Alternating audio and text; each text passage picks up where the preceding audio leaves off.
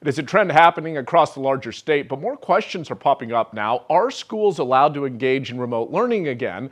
And who makes the call on remote versus trying to stay in person? 25 News reporter Austin Walker has more.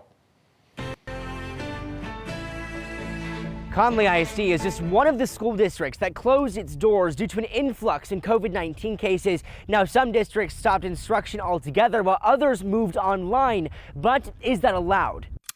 As COVID-19 cases among school-aged children continue to climb, many schools have decided to close the door to their campuses.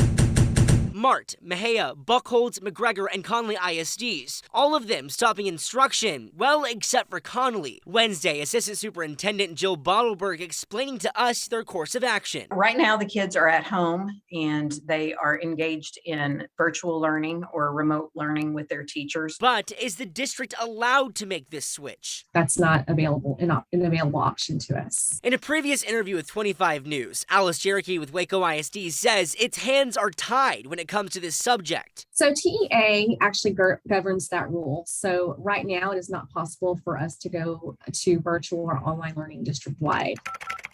For almost 2 weeks, I've tried making contact with the TEA, efforting to ask why schools cannot make the switch. Thursday, I made contact with Frank Ward. Ward sent me this document confirming what Cherokee says. I asked if he had a few minutes for a quick Zoom interview. He declined. I sent him 2 questions and explained that I've been trying to make contact with him for weeks. You've reached Frank Ward with the Texas Education Agency. He responded asking me what number I was calling from, refusing to answer the 2 questions. The mailbox is full and cannot accept any messages at this time. Why can't school districts choose to switch to temporary remote learning if their health department advises them to do so? And if schools end up using their weather days for COVID-19 closures, what happens then? Are these schools out of luck? Thursday, Conley ISD got back to us saying they are technically allowed to have a remote option.